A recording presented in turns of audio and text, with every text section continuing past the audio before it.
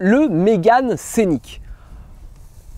Concept de sécurité intrinsèque dans une nouvelle voiture innovante. Et puis en 96, Renault présente un concept de voiture intrinsèque. Non.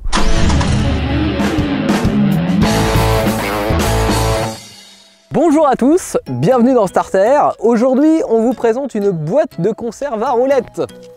Devant vos yeux ébahis, voici un Renault Scénic 2 qui représente en même temps l'apogée des monospaces en Europe et aussi la pire période de Renault. Jusque dans les années 80, quand on était une famille un peu nombreuse, on avait le choix entre un break qui tenait plus de la bétaillère en fait à l'époque, ou alors une camionnette qui avait absolument aucun confort. Alors il y a eu une première tentative en 56 avec la sortie du premier multiplat, mais ça c'était uniquement en Italie. Il y a eu des concepts dans les années 70 et puis en 1981 il y a Nissan qui sort au Japon son Nissan Prairie, avec notamment sa porte coulissante. Vous remarquerez qu'il n'y a pas de montant comme le nouveau Kangoo. Tiens. Et puis en 83, le Honda Shuffle, mais ça c'était toujours au Japon. En 83 également, aux États-Unis, il y a eu le Chrysler Voyager, enfin c'est comme ça qu'il s'est appelé chez nous par la suite. Et puis tout ça, ça a donné des idées aux Français. Parce que toutes ces voitures ont un point commun. Il y a de la place à l'intérieur, la position de conduite est haute et elles sont considérées comme des voitures et non des fourgonnettes. Donc en 1983, il y a une petite marque qui fabrique d'ailleurs pas que des voitures à l'époque qui s'appelle Matra, qui est située dans le Loir-et-Cher et qui se dit: tiens, on va reprendre le concept et on va pousser le curseur encore plus loin. Et ils vont avoir une idée, en vrai ils se sont inspirés du TGV qui venait de sortir à l'époque, c'est d'aligner le capot avec le pare-brise. Regardez cette ligne là qui part de l'avant et qui se prolonge tout au long du pare-brise. On appelle ça un monocore. Matra fabrique des voitures mais ne les vend pas. Pour ça ils ont besoin d'un distributeur, donc d'un constructeur automobile. Ils vont aller frapper à la porte de chez Peugeot d'abord. Bonjour monsieur Peugeot, on a une voiture à vous proposer. Et là Peugeot leur dit: bah ouais écoutez les gars, c'est bien joli, nous on veut bien mais on n'a pas la thune. Donc non, nous ce qu'il nous faut c'est une petite voiture pour nous sauver de la faillite. Ils ont racheté Citroën, ils ont racheté Simca, ils vont au plus mal, sortira la 205, on en reparlera. En tous les cas chez Matra ils se dégonflent pas, ils vont chez Renault. Bonjour monsieur Renault, on a une voiture à vous proposer. Et là Renault dit: ok, banco. Et c'est comme ça qu'un beau jour de juillet 84 sort le premier Renault Espace, qui était dans la gamme Renault plutôt positionné sur le haut de gamme. On avait la R25 pour les présidents de la République, et puis on avait un espace plus modulable, plus de place pour les familles, avec le Renault Espace. Et là où Renault ont été ingénieux, c'est qu'ils se sont dit: attendez les gars, le Honda Shuffle, le Nissan Prairie, on savait pas trop les catégoriser, si c'était un van, si c'était une berline, on va inventer un mot pour ça. Ils sont allés voir les journalistes, ils leur ont dit: ceci est une révolution. Non, ils ont dit: ceci est un monospace. Mais c'est pareil, ça a marché. Enfin, ça a marché, ils en ont vendu 9 le premier mois.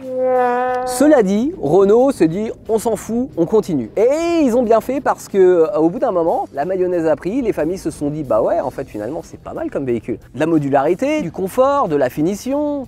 Ouais, non, pas de la finition. Mais en même temps, il n'y avait pas de finition nulle part à l'époque, dans les années 80. Et puis, la concurrence s'est dit: ok, ça marche, donc on va faire pareil. Et là, PSA, qui avait un petit peu redressé la barre, s'est dit: ok, on va pas sortir un monospace, on va en sortir 3. Citroën, Peugeot et Fiat. Et ça, c'était en 94. Et puis en 96, Renault présente un concept de sécurité intrinsèque sur une nouvelle voiture innovante. Vous compactez, vous traduisez, ça fait un Renault Scénic. Et pour Renault, c'est le premier monospace compact de l'histoire. Ça a cartonné, presque 3 millions d'exemplaires pour le premier. Et alors forcément, la concurrence fait pareil. Xara Picasso, Opel Zafira, Volkswagen Touran, tout le monde a repris le concept, ce qui a conforté un petit peu Renault dans l'idée de se dire: en fait le monospace c'est l'avenir de l'automobile. Et c'est comme ça que dans les années 2000, au début, ils nous ont sorti le premier coupé-espace de l'histoire avec Matra, qui était la Renault Avantime, une berline haut de gamme, haute sur patte, qui était la Velsatis, et puis un mini-space qui était le Renault Modus. Et bah vous savez quoi? Ça a complètement foiré. Donc quand ils nous sortent la version 2 en 2003, finalement ils n'ont pas trop droit à l'erreur. Ils ont cartonné avec le 1, il y a le segment qui est en pleine expansion, il y a la concurrence qui est en train de grignoter des parts de marché, et ils ont bidé avec les 3 autres modèles. Et ils nous sortent ça. On retrouve quand même les canons de l'époque chez Renault, c'est-à-dire qu'on a la calandre en 2 parties avec le logo central, on a les phares en amande en plastique qui sont complètement nazes au bout de 20 ans, normal, et puis on a une ligne qui est tout de même plus musclée que la première version, avec notamment, j'aime bien, à l'arrière, cette ligne assez fuselée. Alors là on est sur la version longue, hein. Il y a une version 4,30 m et puis une version 4,50 m, que je trouve personnellement moins bien proportionnée que la première. On est quand même sur un truc de plutôt stylé, pour un monospace on s'entend. Alors chose qui m'étonne, c'est que autant dans le premier espace, pour que ça soit appelé monospace, on a voulu vraiment un capot qui soit dans l'alignement du pare-brise, ce qui est aussi vrai sur le Scénic, sauf qu'on a voulu lui donner un look différent. Si on le regarde de face comme ça, on a l'impression que le capot est plus à plat que le pare-brise. C'est étonnant, c'est comme si on avait un retour en arrière. Au début des années 2000, Renault c'était ça, des poignées qui restent coincées toutes seules, des poignées d'ailleurs qui sont totalement délavées, la peinture qui s'écaille. Par contre, on conserve les aspects pratiques du monospace, dont ce grand haillon et un gigantesque coffre. Quand on a rangé tous les sièges dans le garage, parce qu'il faut un garage, eh bien on arrive à ce volume de coffre, ce qui est plutôt intéressant. On peut par exemple danser. Et puis je peux faire ça. Et c'est hyper lourd. Bah alors, va pas bien? Allez on trinque. Ah non on trinque pas, Covid. Eh. C'est ça le panard. C'est aussi chiant à remettre qu'à défaire ces trucs. Alors que la concurrence, ils avaient des sièges qui se mettaient directement dans le plancher. Ce qui c'est quand même vachement mieux. On a un rangement là, on a un rangement là, on en a là, on a des tablettes pour les passagers, on en a là, on en a sous le tapis, ça c'est stupéfiant, comme ce que vous pouvez, sous le siège, la grande boîte à gants, là-dedans.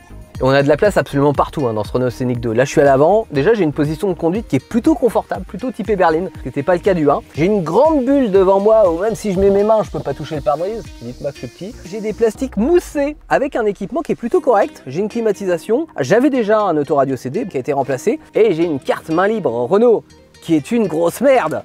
En vrai, il n'y a rien qui fonctionne correctement dans cette voiture. Hein. S'il y a des bips, ça les bips, ça le fait. Hein. Par contre, tout ce qu'il reste, par exemple, c'est je mets la clim, au bout d'un quart d'heure, la clim se met en marche. Et des fois, il y a des tas de choses qui peuvent arriver, comme par exemple le fait que vous ayez une vitre qui descende toute seule, qui reste bloquée dans la portière. Il y a eu plein d'autres choses, notamment sur les versions diesel. Vous pouvez avoir des problèmes de vanne EGR, vous pouvez avoir des problèmes de turbo, vous pouvez avoir des problèmes de bobine. Ils m'ont tout fait. Bon, là, on est sur une version essence, c'est pas n'importe quelle version, c'était la petite surprise du jour. On est sur un 2 litres, 16 soupapes de 165 chevaux. Un moteur de Ferrari dans une voiture de papy.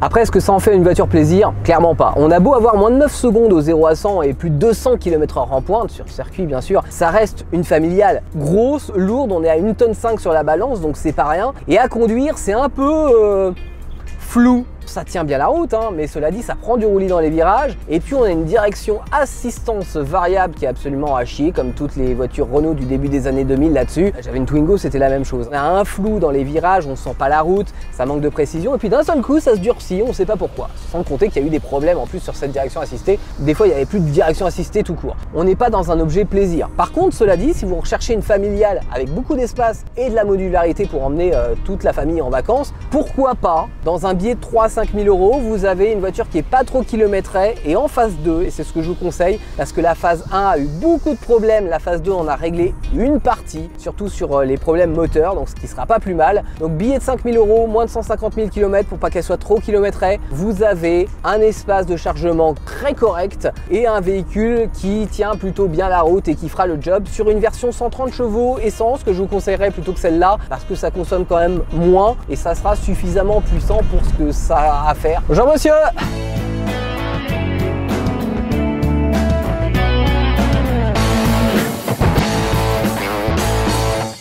L'histoire dit qu'ils ont passé des très bonnes vacances et qu'ils sont même pas tombés en panne sur l'autoroute. Finalement il est pas si mal ce Scénic. Et puis quand ils sont arrivés à la maison, ce qu'ils ont fait c'est qu'ils se sont abonnés à la chaîne de Starter. Parce qu'il y a des nouvelles vidéos et puis parce que c'est totalement gratuit. Alors voilà, moi je vous dis ça, c'est purement factuel, alors évidemment. A bientôt.